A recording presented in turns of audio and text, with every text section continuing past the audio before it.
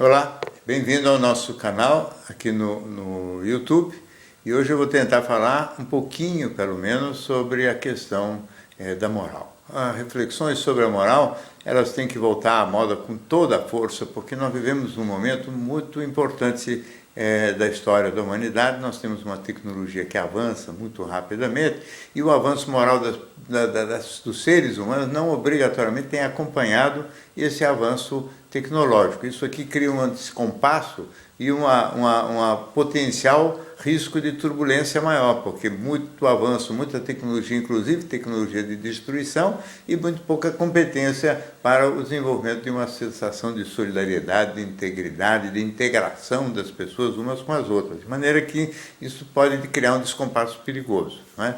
A questão do avanço moral, a palavra moral mesmo, ela tem a ver com modos e normas de conduta entre as pessoas, ou seja, regras que se constroem de ordem prática com a finalidade de criar uma atmosfera mais confortável e mais responsável no lidar vamos dizer, e de solidariedade no trato entre as pessoas.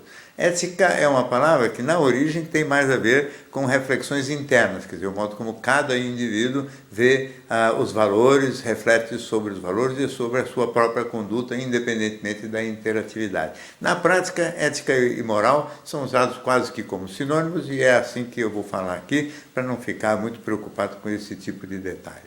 No fundo, toda reflexão moral passa pela capacidade de empatia, que é uma potencialidade que a maior parte das pessoas tem e que tem a ver com o hemisfério direito do cérebro, que é um hemisfério mais artístico, mais intuitivo, mais voltado para, vamos dizer assim, para a generosidade, mais voltado para preocupar-se também com o que é externo à própria pessoa, menos agressivo, mais delicado. Né?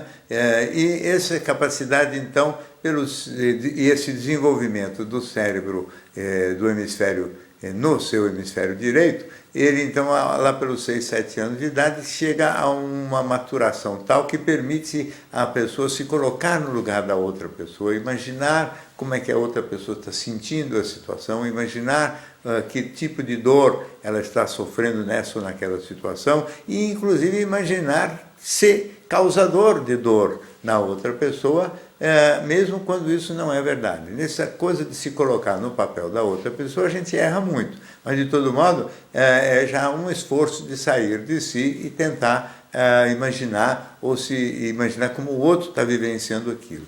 A boa política não é essa, a boa política é a do hacker, quer dizer, do indivíduo que consegue tentar entrar na alma do outro sem carregar a si mesmo para lá para dentro. Quer dizer, não é eu no lugar dele sentiria assim o assado, mas como será que ele está captando ou capturando essas sensações e essas propriedades.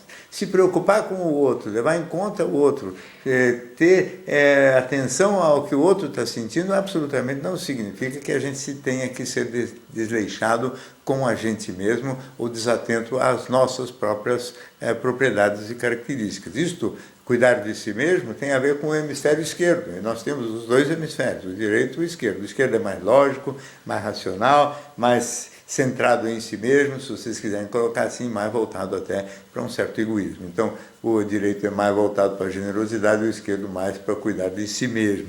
Então, é um equilíbrio interno que, bem conduzido, leva a pessoa a uma postura de justiça, ou seja, de cuidar do outro do mesmo modo que cuida de si mesmo, ou cuidar de si mesmo do mesmo modo que cuida do outro. Quer dizer, não fazer ao outro aquilo que não quer que faça para si mesmo, ou se cuidar ou se preocupar com o outro, do mesmo modo que se preocupa consigo mesmo, quer dizer, essa equanimidade, esse equilíbrio e essa igualdade é a regra de ouro da moral.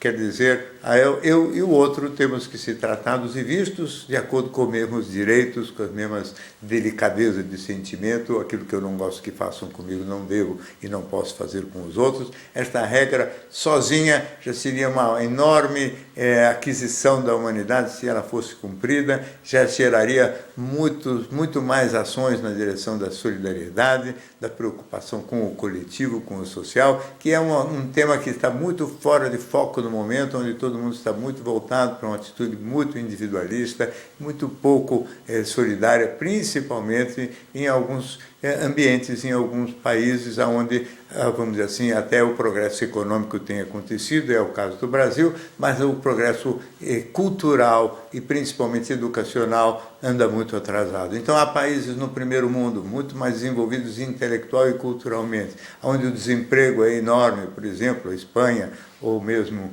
em certos momentos a Grécia ou outros países mais infelizes da Europa, e nem por isso a criminalidade lá é maior do que a nossa aqui. Então a criminalidade não está vinculada só à questão econômica, mas está vinculada muito à questão da educação, à questão do indivíduo se sentir integrado e parte de uma pátria. Está muito ligado também à maneira como se comportam as lideranças dos países e, portanto, tem muito a ver também com os exemplos das elites. E num país como o nosso, todas essas variáveis ligadas à postura, vamos dizer assim, das lideranças e das elites é muito ruim e muito depreciadora. Então nós temos uma criminalidade, um desleixo no trato com outras pessoas que não é absolutamente necessário e não é fruto exclusivo da pobreza, não. É fruto também de falta de uma educação solidária, de uma noção de pátria, de uma noção de coletivo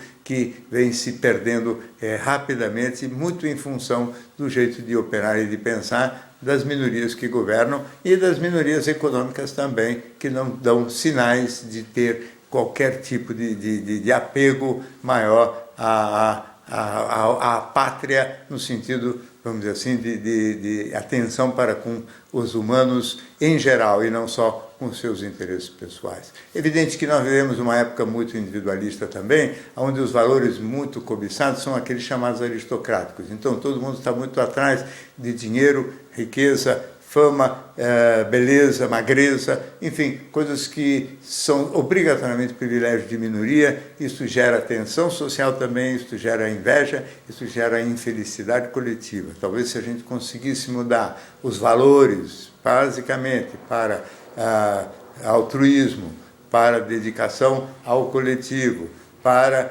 bom desenvolvimento moral de cada pessoa, para o amor mesmo no sentido psicológico, que de alguma maneira, direta ou indiretamente, se aproxima também do amor no sentido até mais espiritual, que tem a ver com sentimentos que, se eu estou feliz na minha vida íntima, naturalmente isso não é excludente, quer dizer, isso não é aristocrático. Não é? O amor é uma felicidade democrática. O fato de eu estar feliz sentimentalmente não impede que outras pessoas tenham relações amorosas de boa qualidade também, não é? Porque uns têm que outros ficam excluídos. Então, se a gente focasse nas felicidades democráticas, que são essas, das virtudes de caráter, dos prazeres intelectuais, da solidariedade, do amor, enfim, das coisas que não são excluídas, em que a maioria não é excluída e que todo mundo pode ter, provavelmente estaríamos construindo um mundo moralmente muito mais bem constituído. Temos que trabalhar para isso e com urgência, porque senão isso aqui vai explodir. Bem, essa é mais uma participação aqui no nosso canal do YouTube. Se você gosta, inscreva-se e toda semana você recebe alguma indicação de novidades por aqui. Até a próxima.